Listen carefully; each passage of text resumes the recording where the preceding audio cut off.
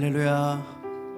오늘도 새벽을 깨워 말씀 사경의 자리에 나오신 여러분을 주의 이름으로 환영하고 축복합니다. 이 시간 함께 기도하며 나아갈 때, 하나님, 이 시간 저희 이 자리에 나왔습니다.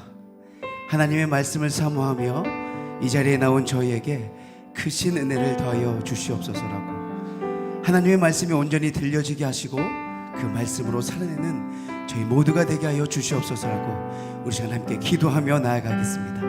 할렐루야. 사랑의 많으신 하나님 아버지 감사합니다. 오늘 이 새벽을 깨어 주 앞에 나오게 하신 하나님, 오늘도 하나님의 말씀을 더욱더 사모하며 죄인을 간절히 갈급한 우리 영혼 가운데 하나님 크신 은혜를 더하여 주시옵소서. 말씀의 은혜를 더하여 주시옵소서. 간절히 사모하는 우리 마음 가운데, 우리 심령 가운데 하나님의 크신 은혜를 더하여 주시옵소서. 하나님, 우리는 우리의 힘으로 살아갈 수 없는 존재이니 하나님의 말씀을 더욱더 의지하며 하나님만 붙들고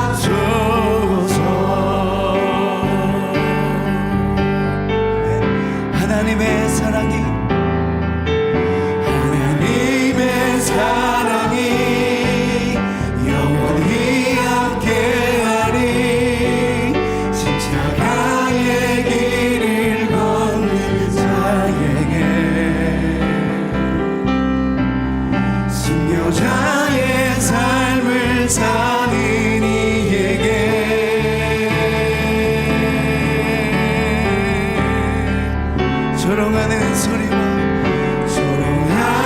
소리와 세상 유혹 속에도 주의 순결한 신부가 되리라. 내 생명 주님께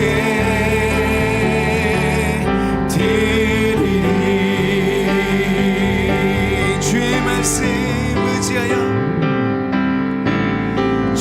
말씀 의지하여 깊은 곳에 금을 던져 오늘 그가 놀라운 일을 이루시는 것 보라. 주의 말씀 의지하여 믿음으로 금을 던져 믿는 자에게 능치 못함없네. 주의 말씀 의지하여 깊은 곳에 금을 던져 오늘 그가 놀라운 일을 이루시는 것 보라. 주의 말씀 의지하여 믿음으로 금을 던져 믿는 자에게 능치 못하옵네. 전능하신 나의 주, 전능하신 나의 주 하나님은 능치 못하실 일 전혀 없네. 우리의 모든 간구도 우리의 모든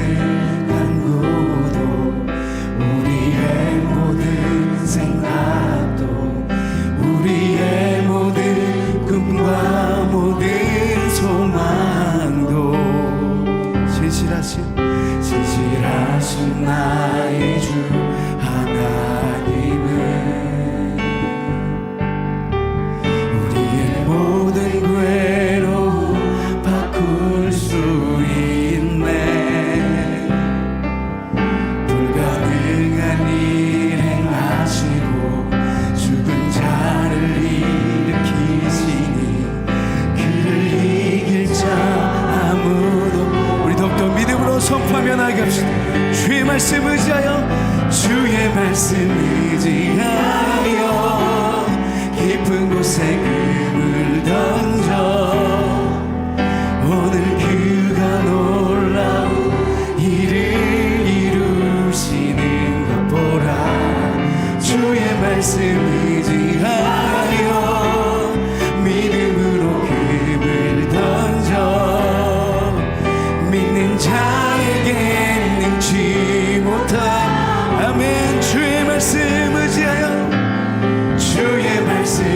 의지하여 깊은 곳에 금을 던져 오늘 그가 놀라운 일을 이루시는 것 보라. 주의 말씀 의지하여 믿음으로 금을 던져 믿는 자에게.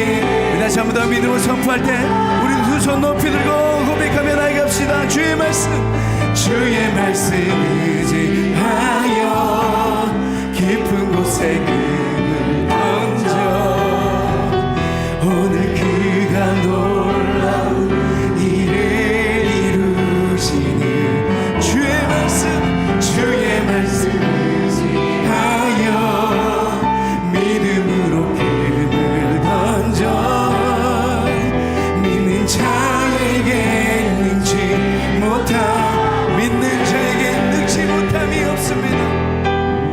믿는 자에게 능치 못함 없네. 아멘. 이 시간 우리 교회 공동 기도정으로 함께 기도합니다. 국가 지도자들에게 정직한 영을 허락하여 주시고 국민을 위해 일하는 신실한 일꾼들이 되도록 세상의 고통과 아픔을 외면하지 않고 행함과 진실함으로 나누고 섬기는 교회가 되도록 세상을 향한 하나님의 사랑과 긍휼하심을 품고 삶의 자리에서 서로 사랑하며 살도록 이 기도 제목으로 함께 기도합니다. 오늘 은혜의 자리로 우리를 실시하신 하나님, 이 시간 함께 모인 저희들이 한 목소리로 기도하며 나아갑니다. 하나님, 이 시간 국가 지도자들 위해서 간절히 기도합니다.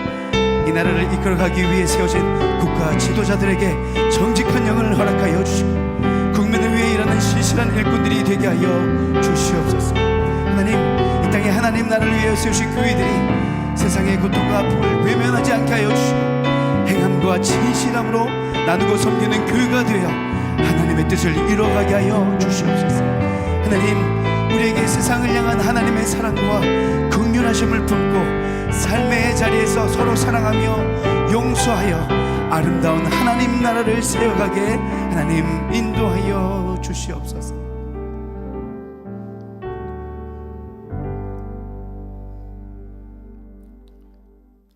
하나님 아버지, 오늘도 새날을 주시고 새벽을 깨우게 하시니 감사를 드립니다.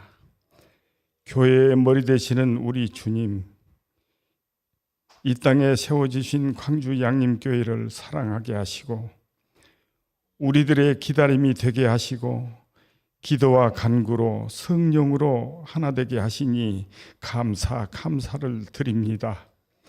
이 시간 생명구원의 지성소에 양림의 성도들 우리 이렇게 엎드려 있습니다. 이 시간 우리들의 잘못된 모든 것들 용서하여 주시옵소서. 이 귀한 시간에 세우신 김하는 목사님을 통해서 귀한 말씀을 듣습니다.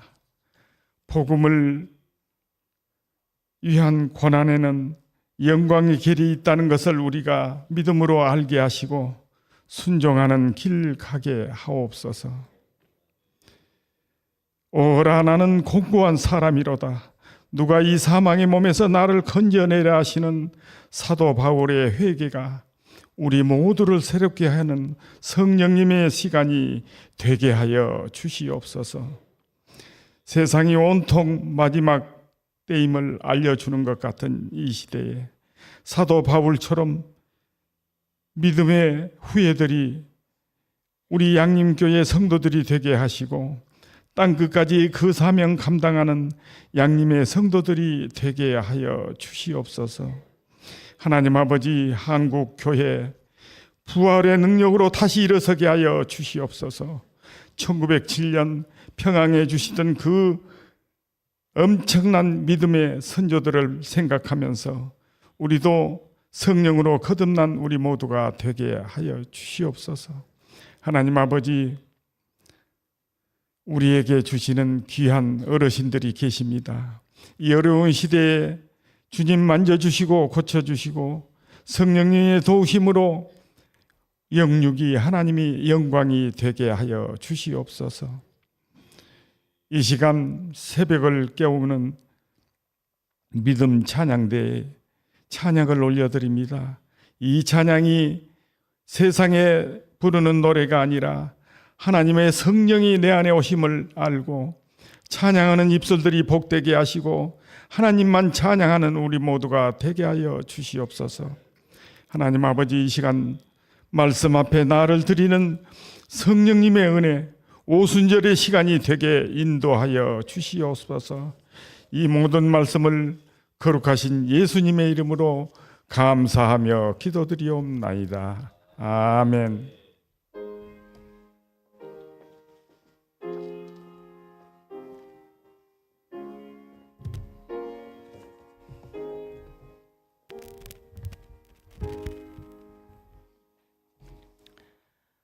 하나님 말씀 봅니다. 고린도 후서 11장 23절에서 25절까지 말씀입니다. 고린도 후서 11장 23절에서 25절까지 말씀 함께 한 목소리로 봉독하도록 하겠습니다. 그들이 그리스도의 일꾼이냐 정신없는 말을 하거니와 나는 더욱 그러하도다. 내가 수고를 넘치도록 하고 옥에 갇히기도 더 많이 하고 매도 수없이 맞고 여러 번 죽을 뻔하였으니 유대인들에게 40에서 하나 감 한 매를 5번 맞았으며 3번 태장으로 맞고 1번 돌로 맞고 3번 파선하고 일주야를 깊은 바다에서 지냈으며 아멘.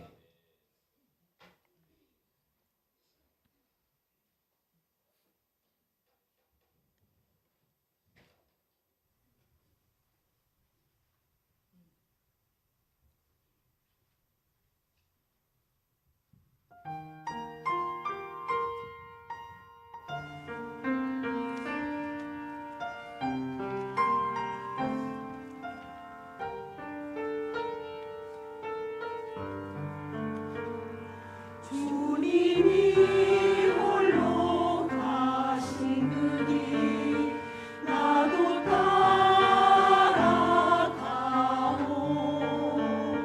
모든 물과 피를 흘리신 그 길을 나도 가오. 험한 산도 나는 괜찮소. 바다 끝이라도 나는 괜찮소. 죽어가는 저들을 위해 나를 버리길 바라오. 아버지 나를 보내주오. 나는 달려가겠소.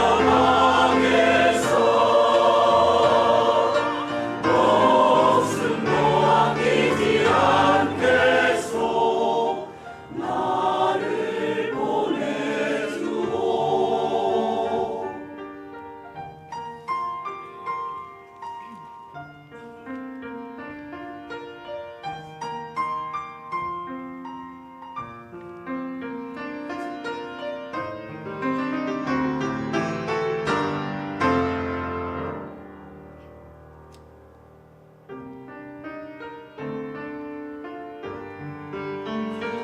험한 산도 나는 괜찮소.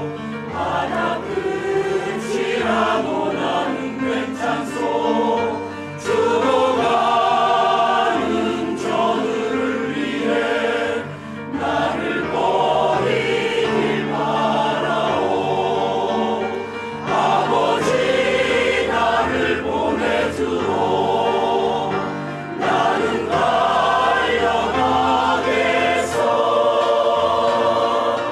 목숨도 아끼지 않겠소. 나를 보내주오. 세상이 나를 미워해도 나는 사랑하겠소.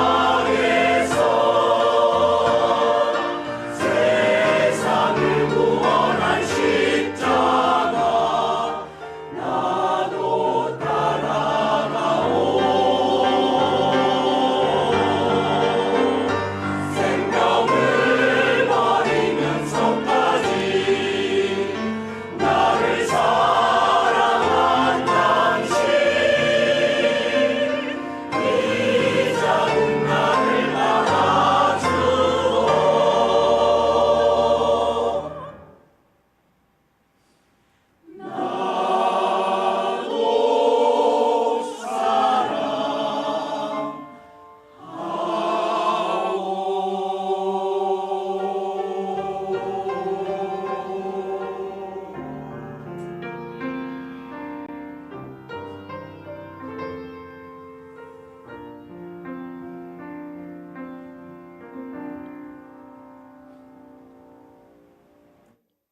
아멘.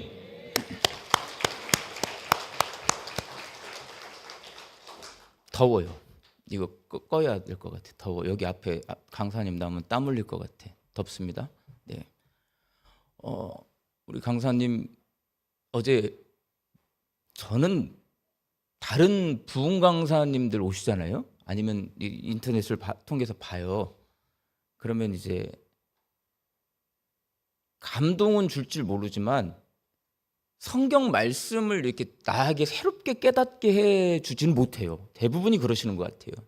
근데 우리 김아람 목사님을 설교를 들을 때마다 연구를 많이 하세요. 그래서 그 성경의 깊은 의미를 알려주시거든요. 특별히 이번에는 이제 교회에 대해서 많이 말씀을 해주시는데 어젯밤에도 여러분은 어떤지 난 모르겠지만 저는 제가 큰 은혜를 받았습니다.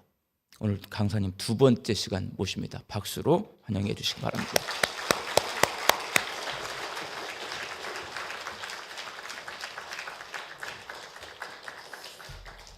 박수 받으실 분은 오직 우리 주님 한 분이십니다. 격려하시느라고 그랬는데 몸둘 바를 모르겠습니다. 여러분 새벽에도 많이 나오셨습니다. 찬양 은혜 받았습니다. 네.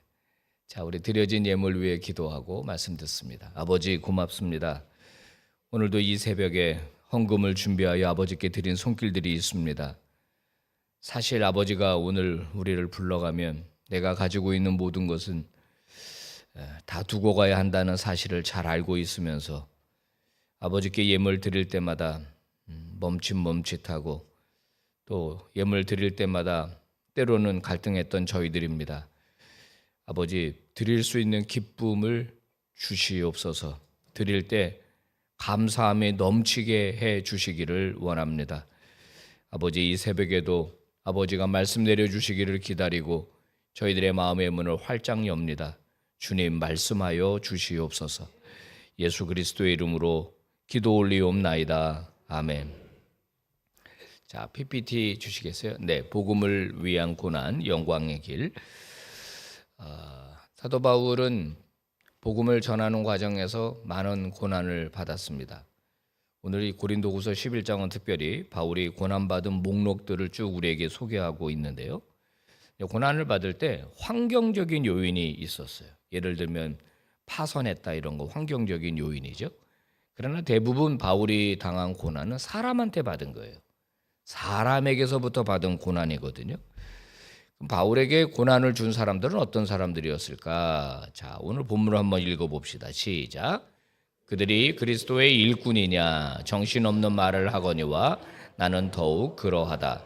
내가 수고를 넘치도록 하고 옥에 갇히기도 더 많이 하고 매도 수없이 받고 여러 번 죽을 뻔하였으니 유대인들에게 40에 하나 감한 매를 5번 맞았으며 3번 퇴장으로 맞고 1번 돌로 맞고 3번 파선하고 일주야를 깊은 바다에서 지냈으며 여기서 보면 바울은 감옥에 갇혔다 이렇게 말합니다.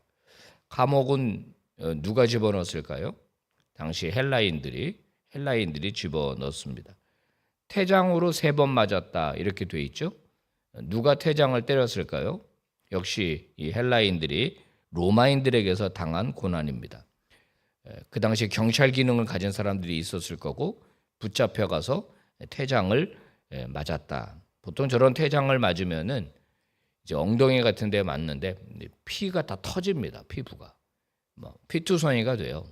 그러니까 저렇게 한번 맞고 나면 제대로 거동을 아마 못했을 걸로 봅니다. 예를 들어서 이제 빌립보에서 사도 바울이 귀신 들린 여종을 하나 고쳐주잖아요. 그래서 빌립보 감옥에 들어가잖아요. 바울과 실라랑 막 이렇게 찬양했을 때 그때 바로 이런 퇴장으로 맞은 거예요. 거기 보면 간수가 끌어다가 그 맞은 자리를 씻겼다라는 말이 나와요. 피떡이 진 거예요, 거기에. 그러니까 이제 물로 씻어 준 거죠. 돌에 맞아 죽은 적도 있죠. 루스드라 같은 데서 복음을 전하다가 돌로 맞아서 거반 죽은 거를 끌어다가 내쳤다. 이런 말도 나옵니다. 근데 오늘 우리가 살펴보려고 하는 건 저 위에서 두 번째 줄 40에 하나 감한 매를 맞았다. 유대인에게서 맞았다 하는 점입니다. 40에 하나 감한 매면 몇 대죠? 39대. 산수 잘하셔서 감사해요. 근데 39대가 한 세트예요. 한 번 맞으면 39대를 맞는 거예요. 근데 이걸 몇 번 맞았다고요? 5번 맞았다.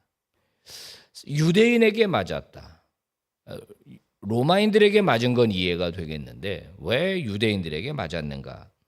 그러면 이 40에 하나 감한 매의 성경적 근거를 보겠습니다. 신명기서인데요. 자, 사람들 사이에 시비가 생겨서 재판을 청하면 재판장은 그들을 재판하여 의인은 의롭다고 하고 악인은 정죄를 할 것인데 그 악인에게 그 죄가 퇴형에 합당하면 재판장은 그를 엎드리게 하고 난 다음에 그의 죄를 따라 수에 맞추어서 때리게 하라. 40가지가 맥시멈이다. 40가지는 때려도 되는데 그것을 넘기면 안 된다. 만일 그것을 넘겨 매를 지나치게 때리면 네가 내 형제를 경히 여기는 것이 될까 하노라. 사람과 사이에 문제가 생겨서 고발을 하고 끌려가면 재판장은 그들을 재판을 할 때 죄의 경중에 따라서 매를 때리는데 40에 하나 감한 매까지 때려라. 이게 이제 원래는 사람과 사람 사이에 시비가 생겼을 때 생긴 것인데 이것이 이제 후대로 넘어가면서 죄에 대한 징벌로 이제 한 것입니다. 유대인들에게는 이제 성경을 연구할 때 함께 봐야 될 게 뭐냐? 미슈나라고 하는 거예요. 이게 구전 율법집입니다. 구전 율법집.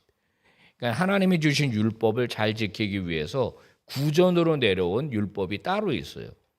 예를 들면 정결 예식, 손 씻는 것 같은 건 바로 이제 그런 구전 율법인데 형제를 무시하는 게 되니까 40대를 넘기면 안 된다. 이게 이제 흥미로운 점입니다.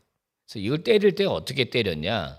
이 미슈나에 보면은 그 이제 옆에 카운트하는 사람이 있어요. 때릴 때 카운트하는 사람이 있는데 한 대를 딱 때렸다. 그러면 옆에서 뭐라 그래야 돼요? 카운트한다면 하나 그래야 되잖아요. 그죠? 근데 셀 때 둘부터 세는 거예요. 한 대를 때렸는데 둘 이렇게 하는 거죠. 그럼 마지막 39대를 때리면 40 이렇게 하는 거예요. 왜 이렇게 하느냐? 40대를 넘길까 봐. 신명기 율법에 40까지만 때려라. 넘기면 안 된다. 그래서 때렸다는 겁니다. 어떻게 때렸냐? 가슴팍을 일단 13대를 때렸답니다. 가슴팍을. 그 다음에는요. 등짝을 13대를 때리고 다시 가슴팍을 13대를 때렸다는 겁니다. 이렇게 하다 보면 기절하는 사람도 나오고 심지어는 목숨을 잃는 사람도 나왔는데 이것은 살인죄에 해당되지 않았다는 거예요. 그러니까 40에 하나 감한 매라는 게 막 가슴팍이 다 터지고 등짝이 완전히 터지고 다시 가슴팍을 13대를 때리니까 이제 완전히 몸이 갈기갈기 찢기는 그런 이제 태형이 바로 40에 하나 감한 매입니다. 옆에서는 카운트하는 사람이 있고 한 명이 더 있습니다. 그 사람은 신명기 28장에 저주 목록 있잖아요. 저주 목록을 그에게 쭉 읽어줬다는 거예요. 그러니까 네가 지금 왜 맞는지 알지 하면서 하나님의 저주를 받으면 어떻게 되는 줄 알아? 그러면서 저주 목록을 쭉 읽어주고 때리고 카운트하고 그렇게 했다는 겁니다. 얼마나 중한 질병이냐? 제가 사진을 많이 찾았는데 저 사진밖에는 못 찾았어요. 지금도 이제 인도네시아라든가 이런 데 보면은 그 저렇게 태형을 때리는 데가 있죠. 이 사도 바울이 복음을 전할 당시에 디아스포라 유대인들이 전 세계에 흩어져 있었습니다. 그래서 유대인들이 공동체를 이루면서 살아가는데 일단 어떤 법을 어기게 되면 제일 먼저 로마법에 의해서 다스림을 받게 돼요. 로마법에 의해서. 근데 유대인들이 유대인에게 벌을 가하기도 했습니다. 회당을 중심으로. 근데 유대인이 유대인에게 내릴 수 있는 최고의 형벌이 40에 하나 감한 배예요. 굉장히 중한 배였습니다. 그래서 이 매를 때려서 이제 그 사람을 이제 징계를 하는 겁니다. 그러면 바울은 이 사람들한테 왜 이런 매를 맞았을까? 도대체 무슨 죄를 졌길래? 무슨 죄를 졌길래? 자, 일단 그걸 알아보기 위해서 성경 몇 군데를 찾아볼 필요가 있어요. 자, 읽어볼까요? 시작.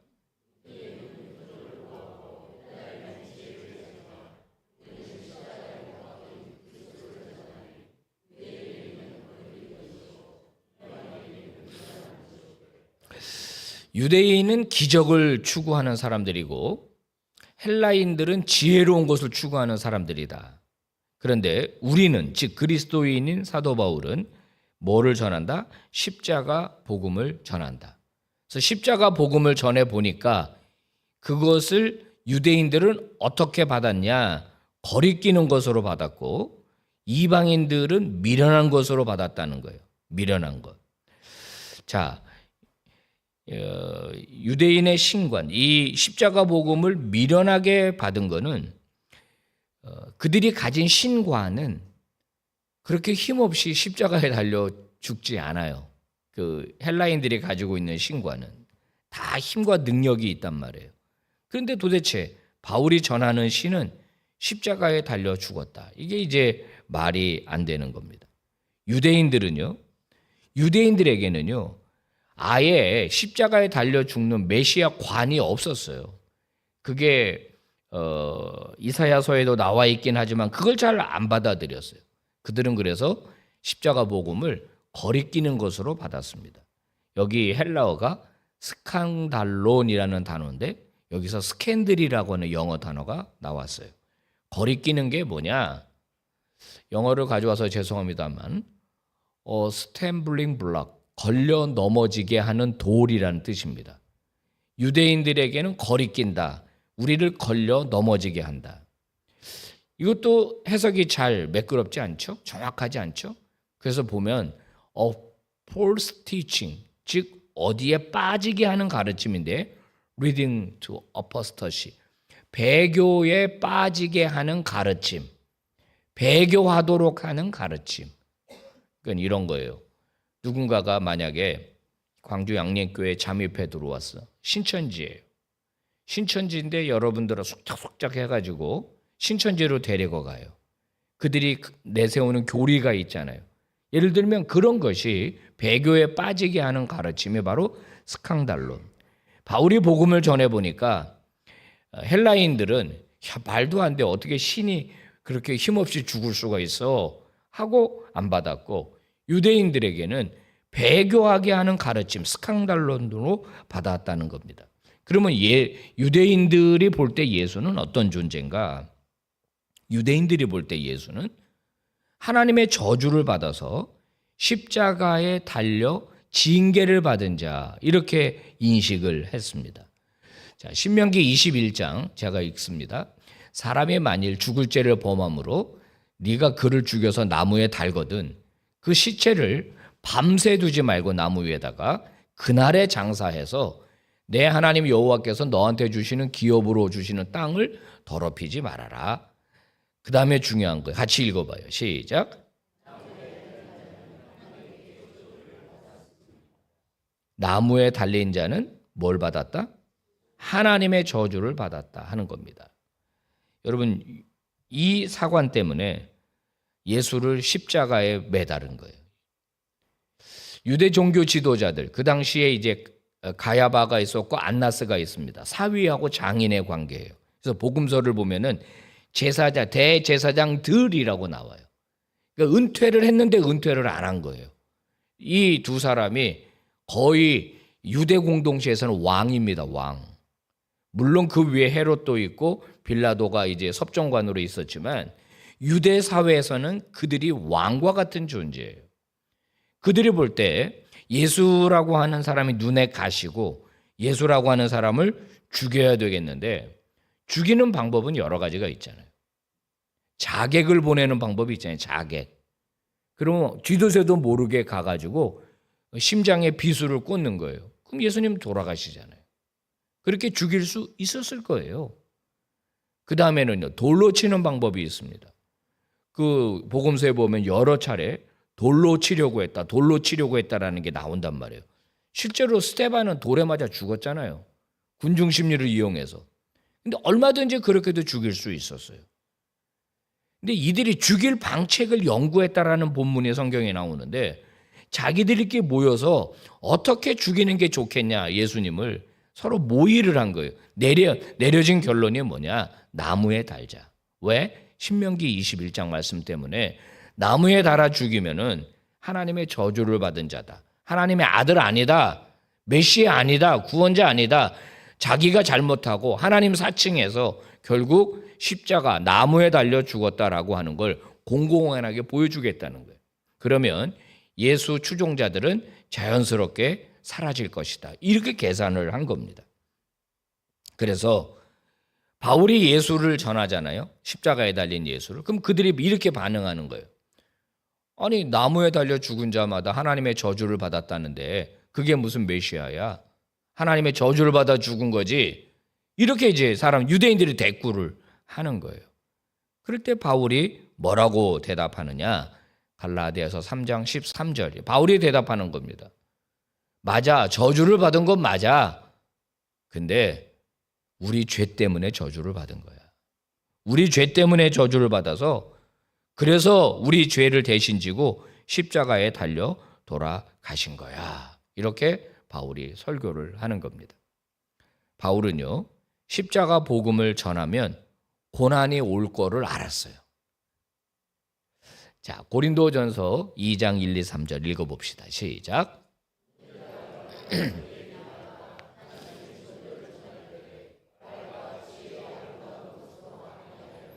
고린도 지역이 헬라 지역이고 그 아테나 이쪽이 다 철학의 도시 아닙니까?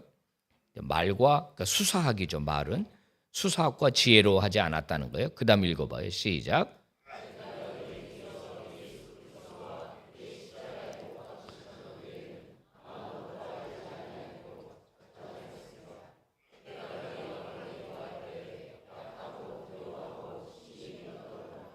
바울이 고린도에 들어가기 전에 심리 상태를 말하고 있는데 본인이 어떻게 했다? 약하고 두려워하고 떨었다. 왜 그렇습니까? 복음을 전하면은 고난이 찾아올 걸 경험적으로 알았기 때문에 그래요. 고린도 오기 전에 아테네에 있었습니다. 아테네 오기 전에 베레아에 있었고 그 전에 데살로니가에 있었습니다. 데살로니가에 있을 때 무진장 맞았거든요, 바울이. 자, 데살로니가전서 2장 1, 2절 읽어봐요. 시작.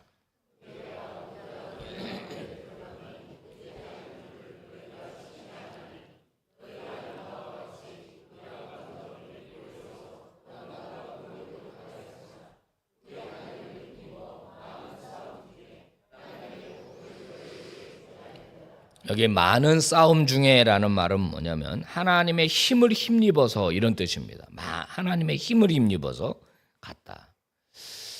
빌립보에서 당한 고난, 빌립보에서 아까 제가 맞았다 그랬잖아요. 태장으로 맞았죠.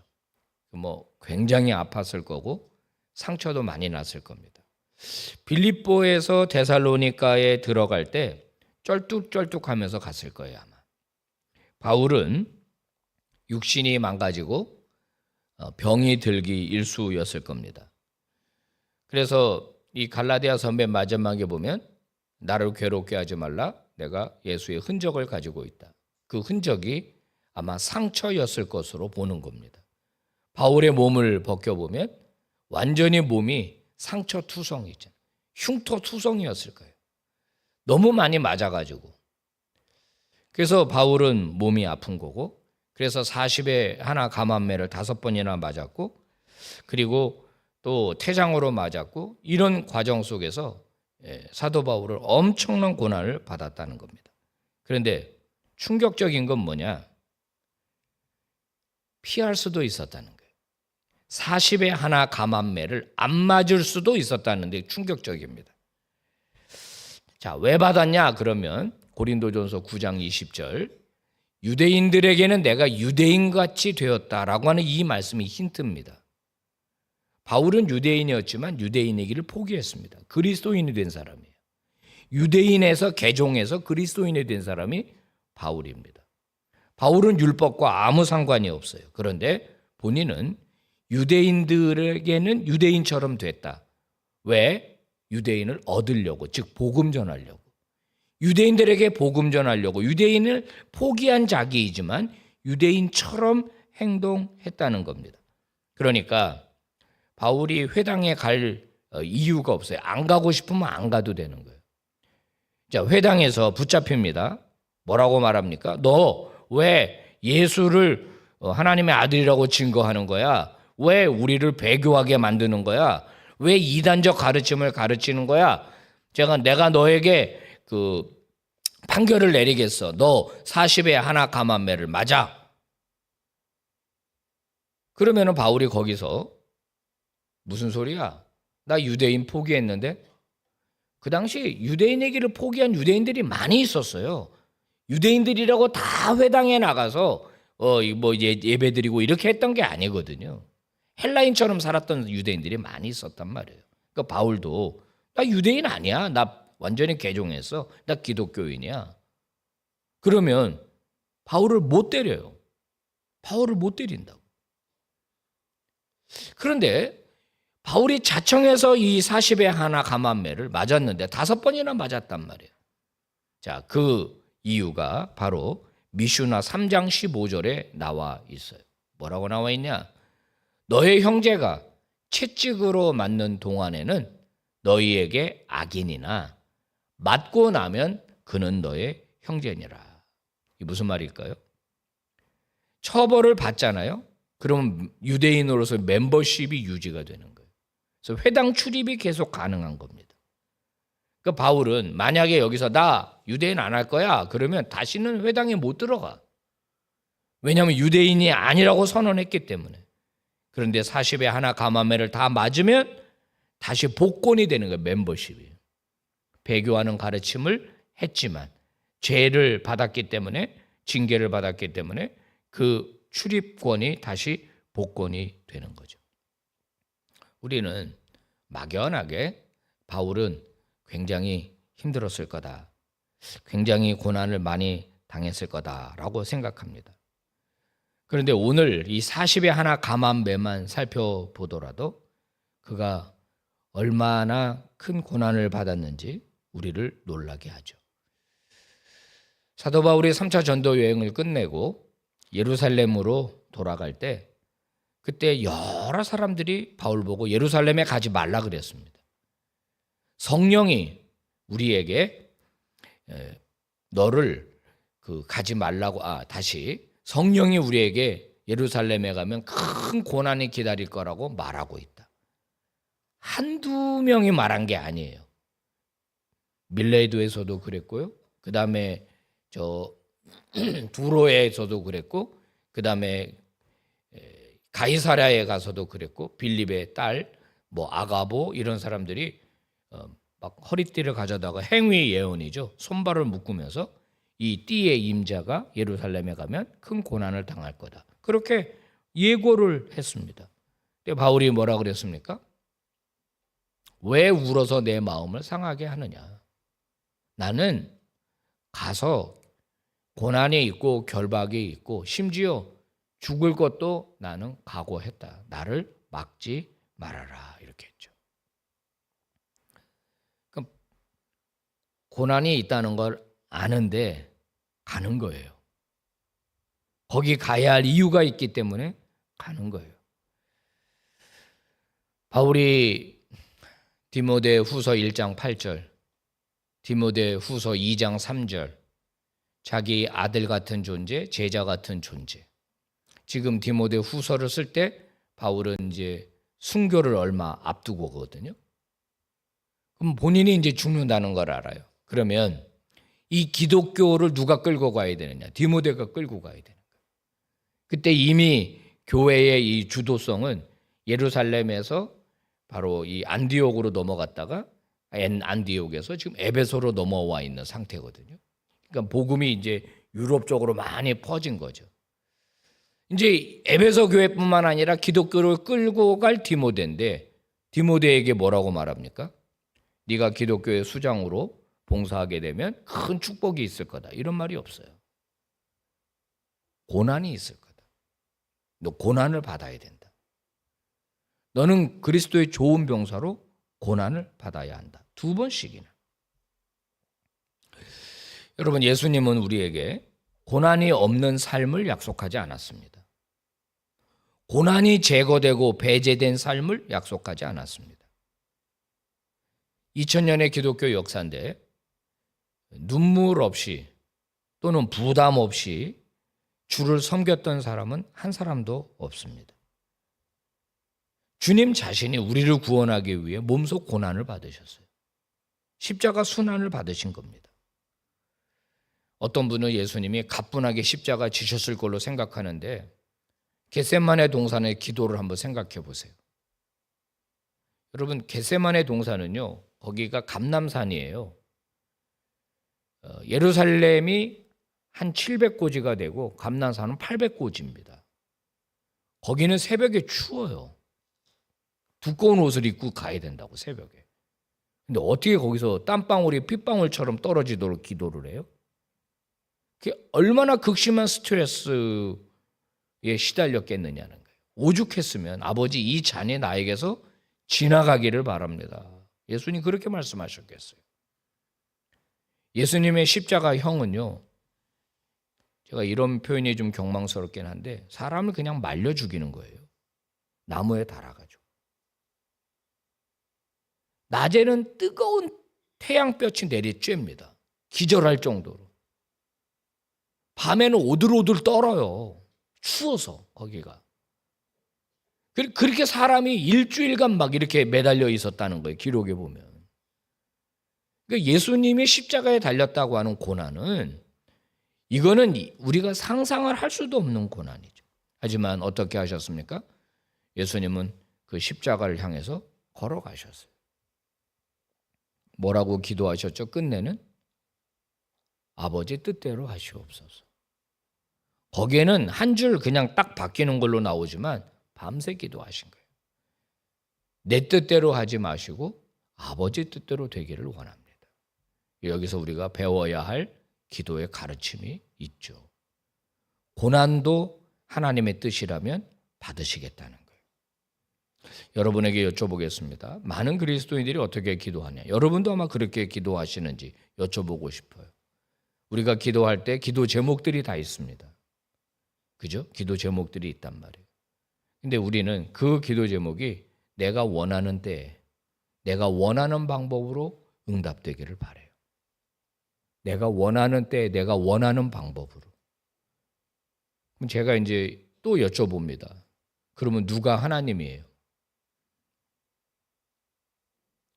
내 뜻대로 내가 원하는 시간에 내가 원하는 방법으로 이루어진다면 누가 하나님이냐고. 내가 하나님인 거예요. 하나님은 결정권 없어요.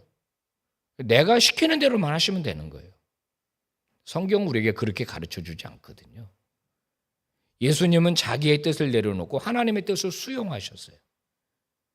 가장 아름다운 기도가 뭐냐? 하나님의 뜻을 수용하는 기도입니다. 자, 모세를 한번 생각해 보겠습니다. 가나안 땅에 다 왔습니다. 비스가 산입니다. 가보면은 높은 산맥이에요, 거기가. 저 아래 가나안 땅이 쫙 보여요. 요단강 건너편에. 거기까지 왔어요. 근데 하나님이 너 여기까지다 그래요. 모세가 어떻게 반응하죠? 한 번 더 가나안 땅 들어가 보고 싶습니다. 하나님 얘기해요. 그러니까 하나님이 고만 말하라 그럽니다. 그러니까 네 알겠습니다. 그리고 하나님의 뜻을 수용해요. 거기서 모세가 정말 나를 평생 써먹더니 이게 뭐냐. 내가 언제 한다 그랬냐. 호렙산에서 나를 부르더니 나를 40년 동안 이렇게 부려먹고 막판에 가나안 땅도 못 들어가게 하냐. 그러지 않았어요. 하나님 뜻이 노 하면 네 하고 그냥 받았어요. 사도 바울은 40에 하나 감한 매 때문이라고 보는데 육체에 가시가 있다 그랬습니다. 이거가 없는 게 복음 전하는데 얼마나 유익하겠어요. 그래서 3번 기도했다 그랬어요.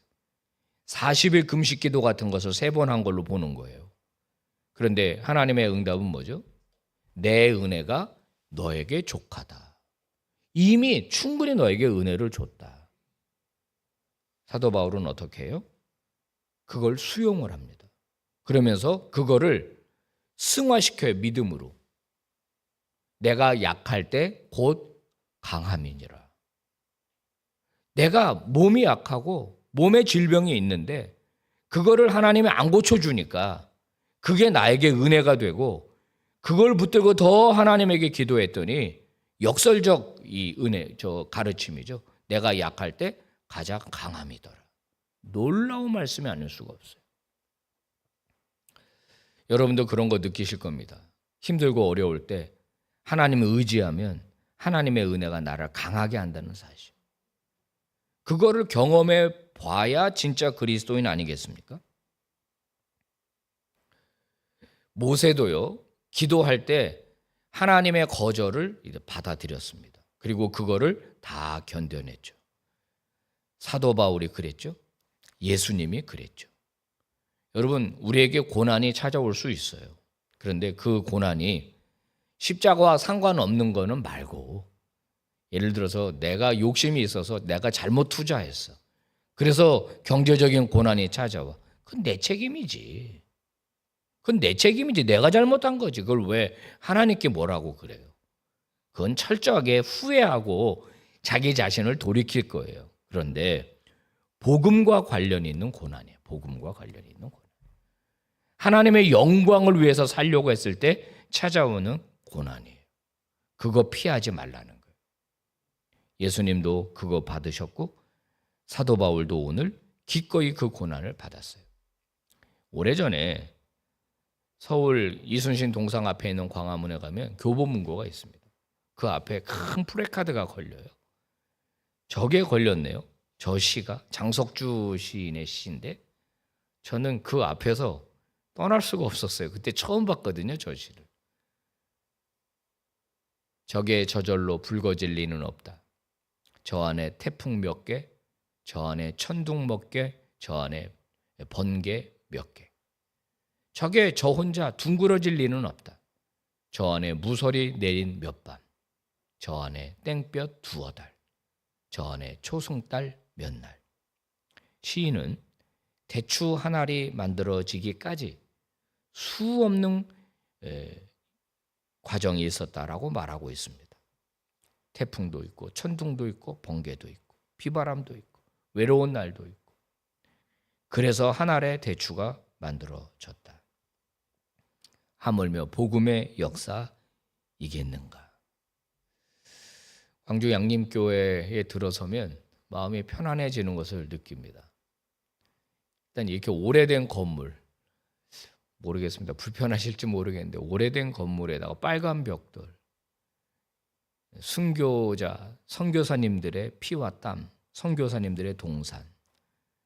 여기가 바로 사도 바울처럼 40에 하나 감암매를 기꺼이 받았던 사도 바울처럼 선교사님들의 헌신과 순교와 피와 땀으로 맺어진 동네, 맺어진 교회가 아니겠습니까?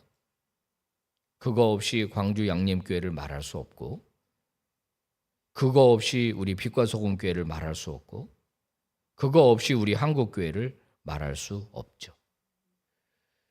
오늘 하나님께서는 우리에게 복음의 열정을 회복하라고 말씀하십니다. 그 다음에 기꺼이 고난을 감수하라고 말씀하세요. 누구나 힘든 일 하고 싶어 하지 않습니다. 하지만 이름이 드러나고 박수 받는 일에는 저마다 그 자리에 가려고 하죠. 아무도 몰라주는 일이 있습니까? 주님 때문에 받은 오해가 있습니까? 여러분, 그 고난을 감수하라는 거예요. 감수. 끝까지 헌신하라. 누가 알아주지 않아도 포기하지 말아라. 여기 이 자리에도 또 광주 양림교회도 그럴 텐데 많은 분들이 열심히 수고하시다가 은퇴하신 분 계실 겁니다. 어떤 분들은 또 세상을 떠나신 분들도 있고 마치 이렇게 이어달리기 같습니다. 바통이 딱 넘겨주면 그 주자는 최선을 향해 달립니다. 지금 현역으로 계신 분들은 우리에게 바통이 주어진 거예요. 우리가 달려야 할 차례입니다. 우리가 멈추면 다음 세대는 없는 거죠. 오늘 우리는 사도 바울이 왜 40에 하나 감암매를 맞았는지 살펴보았습니다. 사랑하는 성도 여러분, 이 새벽에 묵직한 얘기를 해서 여러분 마음이 불편하십니까? 그게 기독교입니다. 복음과 고난은 한 세트입니다. 노 크로스, 노 크라운. 진리입니다. 십자가가 없으면 부활의 영광은 없는 겁니다. 여러분은 혹시 교회를 위해서, 하나님 나라를 위해서, 복음을 위해서 여러분이 당할 고난이 있다면 기꺼이 감당하셔서 복음의 꽃을 활짝 피워내는 믿음의 종들이 다 되기를 바랍니다. 함께 기도하겠습니다. 여러분 말씀 듣고 어떤 도전을 받으셨는지 우리 함께 기도하는 시간 가질 텐데, 아버지 아멘으로 말씀을 받겠습니다. 힘들다고 불평되지 않고 고난이라고 피하지 않고 내가 받을 고난이라면, 내가 당할 고난이라면 기꺼이 감당할 수 있도록 힘을 주십시오. 능력을 주십시오. 이렇게 우리 기도하도록 하겠습니다. 함께 잠깐 자기 목소리가 자기 귀에 들릴 정도로 기도하겠습니다. 거룩하신 아버지께 감사드립니다.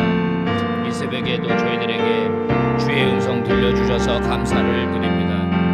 하나님, 피할 수도 있었지만 일부러 받았다고 그랬습니다. 포기할 수 있었지만 포기하지 않았다고 들었습니다. 아버지, 오늘 우리가 당할 고난은 무엇입니까? 내가 감당해야 할 십자가는 무엇입니까? 아버지, 편안함을 포기해야 될 때는 언제입니까? 아버지, 내가 헌신해야 될 영역은 어디입니까? 주님, 도와주시옵소서. 아버지, 교회 안에 힘들고 어려운 일 감당하고 교회 안에서 아버지 아무도 알아보지 않는 일이라고 할지라도 기꺼이 감당하고 아버지 기꺼이 그 길 걸어가는 믿음의 종들이 되게 하여 주옵소서. 바로 그 자리에서 임하는 은혜, 그 자리에서 임하는 위로, 그 자리에 허락하시는 능력 우리 가운데 허락하여 주시옵소서. 주시옵소서. 주님 감사합니다.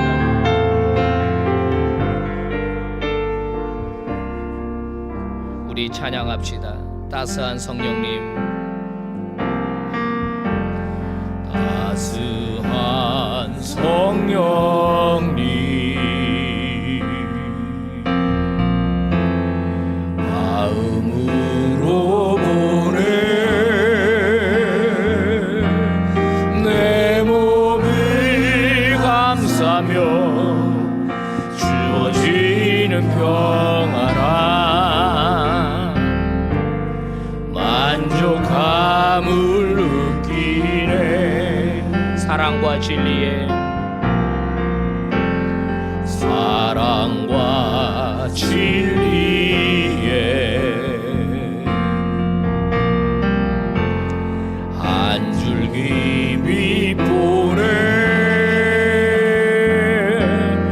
내 몸을 감싸며 주어지는 평안함, 그 사랑을 느끼는 부르신 곳에서 나는 예배하네. 어떤 상황에도 나는 예배하네. 부르신 곳에서 나는 예배하네. 어떤 상황에도 나는 예배하네. 내가 걸어갈 때, 내가 걸어갈 때 길이 되고 살아갈 때 삶이 되니 그곳에서 예배하네. 내가 걸어갈 때 길이 되고 살아갈 때 삶이 되니 그곳에서